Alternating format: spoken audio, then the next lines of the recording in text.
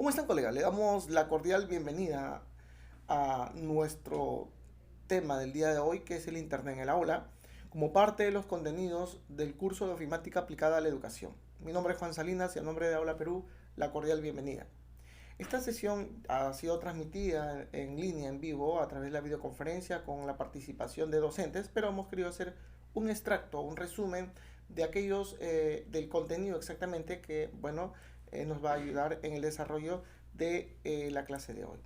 El Internet en el aula llega como una primera cabina de Internet a través de la red científica del Perú, que ahora es la que distribuye mucho en el tema de los dominios a nivel nacional, dominios y hosting, es decir, almacenamiento en la nube. Luego, ya por el año 2000, vamos a utilizar acá, por el año 2000 se masifica esto ya casi al público, ya llegaban muchas de las cabinas a nivel nacional, cabinas públicas, ¿no? Y lo que nos interesa también es cómo afrontamos hoy en el 2019 y cómo afrontamos para el futuro el uso del Internet en el aula. Vamos a ver otra, siguiente diapositiva.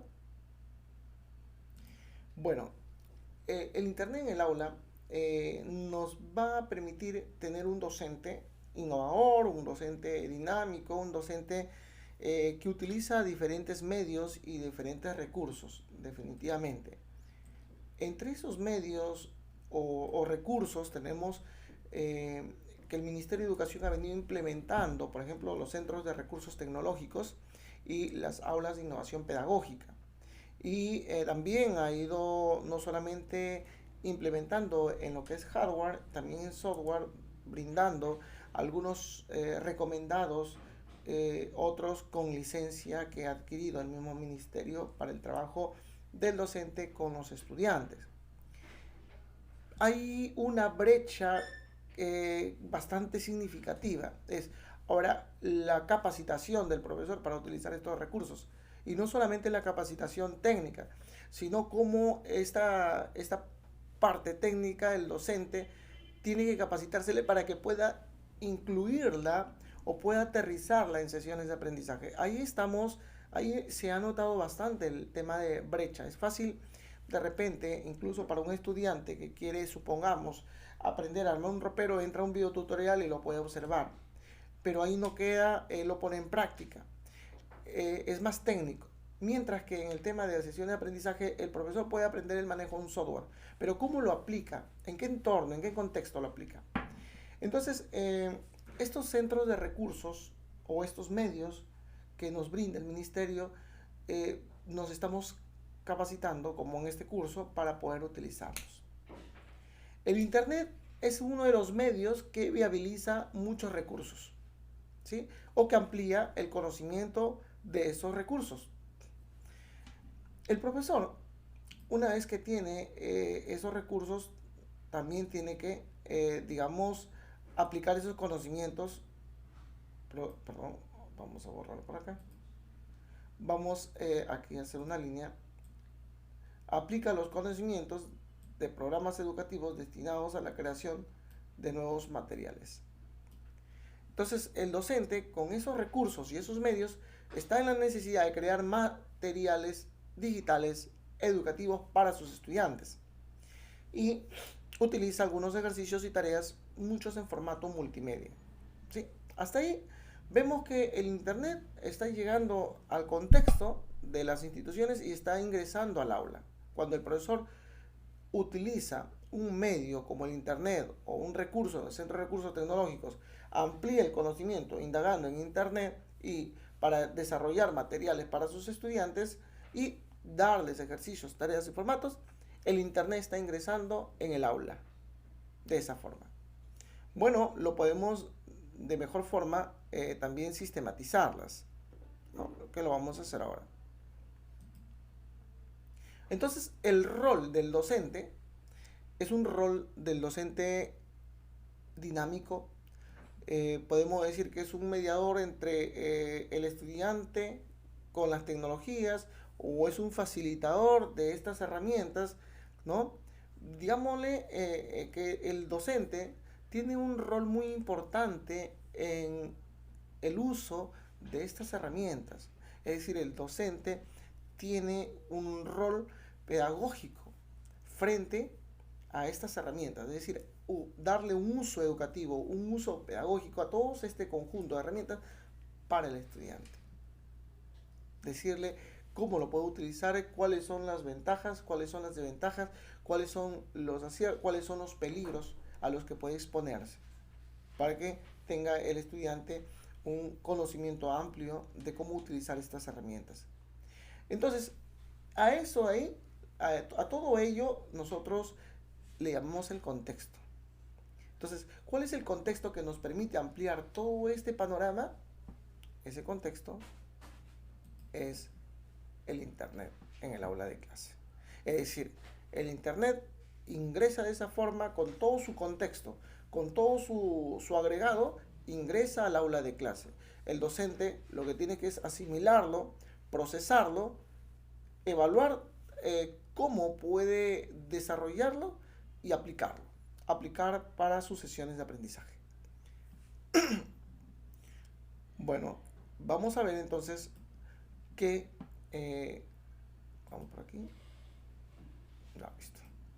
Entonces, como punto número 1, el docente crea objetos virtuales. Utiliza el Internet para ampliar el conocimiento, utiliza software, todo lo que encuentra en línea y todo lo que el ministerio le puede dar, la capacitación, y el alumno, el docente crea objetos virtuales. Utiliza algunos programas o algunos paquetes. Aquí vamos a ver, por ejemplo, entre los paquetes estamos trabajando que está utilizando Ofimática, ¿sí? Office. Muy bien, utiliza el paquete Office y crea materiales digitales para el aula, ¿sí? Va a crear un PowerPoint, una diapositiva, una aplicación multimedia a través de diapositivas.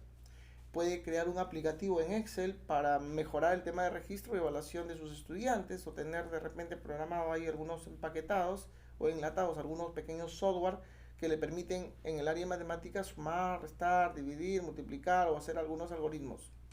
Puede utilizar Word como para hacer documentos de redacción, cuentos, historietas, etc. Puede hacer trípticos, dípticos, puede crear sus propios materiales.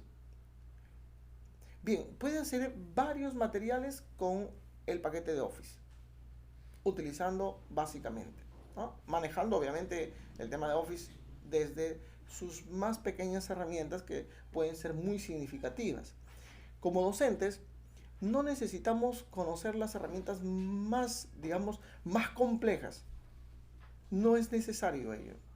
A veces nosotros hemos escuchado, bueno, vamos a estudiar Office, quiero que me enseñen, no sé, cosas macros en Excel, por decir.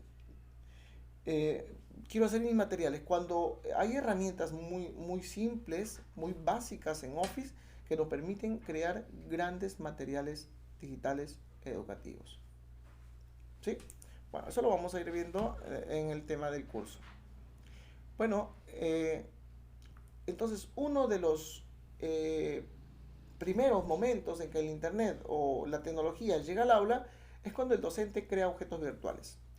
Utilizando, por ejemplo, puedes utilizar Scratch, Ardora, Link, todo el tema de software que lo puede ampliar su conocimiento en Internet o puede aplicarlo a través de un paquete. A todos esos productos le llamamos objetos virtuales. ¿Sí? Si el profesor crea una diapositiva, es un objeto o un material educativo, ¿sí? Un objeto virtual. Igual que Scratch, igual que Link, un libro de Link, una actividad de Ardora, un juego en Scratch, una diapositiva, un documento de redacción bien diseñado, qué sé yo, todos son materiales u objetos. En el Internet, en este tema de tecnología, todos esos materiales se llaman objetos, ¿no? Siempre se ven proyectados en objetos. Bueno, como segundo punto, también tendremos que ver que el Internet permite la gestión. No solamente el Internet permite ampliar el conocimiento y aplicar y compartir, sino permite la gestión de la información. Para ello son los navegadores. Tenemos navegadores como Google, eh, digamos, Mozilla, pero dentro de todos los navegadores nosotros les recomendamos siempre tener instalado y actualizado el Google, ya que tiene todos los cookies, es decir, digamos, extensiones necesarias para que cualquier página pueda navegar de manera muy correcta. El docente utiliza estos navegadores para investigar sobre temas del curso, incluso los estudiantes le damos link, ¿no? Le damos link o enlaces para que ellos puedan navegar de manera segura, ¿no? Entonces, no solamente permite, digamos, buscar información, sino organizarla también en la nube a través de carpetas como nos da Google Drive, ¿no? Nos permite crear diferentes carpetas y poder organizar y sincronizar la nube con nuestra computadora. Entonces, el Internet, si lo vamos estudiando poco a poco, nos va a permitir la gestión de la información. No solamente nos permite la gestión, sino también nos permite personalizar algunos entornos virtuales. Cuando estamos, por ejemplo, eh, digamos, trabajando en el aula de innovación pedagógica, poner el disk free, o frisear, como se conoce comúnmente en la computadora, para que el alumno no esté instalando juegos o se queden ahí. Tenemos también los cortafuegos o el antiport que bloquea ciertas páginas, ¿no? Entonces restringe y personaliza, porque le podemos decir, bueno, este es para el grupo, esta computadora entra el grupo tal, o a veces le colocan contraseña, ¿no? Etcétera. Bien, entonces este tema del Internet también nos permite personalizar entornos virtuales, ¿sí? Por ello también tenemos Pereduca, ¿no? Donde personalizamos, colocamos nuestra foto, nuestros datos, desde ahí ya estamos personalizando. Y obviamente eso se trafica o se reduce al uso del Internet, ¿no? A través del medio, se utilizan algunos medios como es el Internet. Bueno, el Internet también nos va a permitir no solamente restringir y personalizar, sino también nos va a permitir utilizar correctamente la tecnología. Por ejemplo, cuando hablamos de las TIC, hablamos de la tecnología de la información y comunicación o la comprensión. Tecnologías, las TAC, tecnologías para el aprendizaje y la comprensión o conocimiento. Y las TEC, las tecnologías del empoderamiento. Bien, ¿en qué momento hacemos TIC? ¿En qué momento hacemos TAC? ¿En qué momento hacemos TEP? Por decirles, si el docente, supongamos, da una capacitación de Scratch y empieza a armar algunos juegos y lo maneja a, digamos, a un 25%, crea algunas cositas, hasta ahí el docente lo que ha hecho es utilizar las tecnologías de la información y la comunicación. Si el docente desarrolla o está en este curso de ofimática y aprende a desarrollar materiales educativos, está teniendo igualmente las TIC, tecnología, utilizando tecnologías de información y comunicación. Si el docente sabe conectar el proyector, utilizar una pizarra digital, está haciendo las TIC, tecnología de la información y comunicación. Cuando estas tecnologías de información y comunicación las transfiere al estudiante para que genere aprendizajes, estamos haciendo las TAC, tecnología para, no solamente para la información y comunicación, sino para el aprendizaje y conocimiento. Por decirles, si el profesor aprendió en este curso a desarrollar diapositivas multimedia, entonces hace su material y las presenta a los alumnos y les pide que reflexionen, que hagan todo un proceso de trabajo en esa diapositiva. Entonces ese material se está convirtiendo en un material educativo. Cuando este material educativo tiene un objetivo y llega a un determinado usuario, como en este caso es el estudiante, se convierte entonces en las TAC, en una tecnología que sirve para el aprendizaje y la comprensión. Hay tecnologías que no llegan a las TAC, simplemente son tecnologías para información y comunicación, ¿no? Yo aprendí Corel y de repente utilizo diseños para publicidad, ¿no? Entonces estoy haciendo el tema de tecnología, información y comunicación.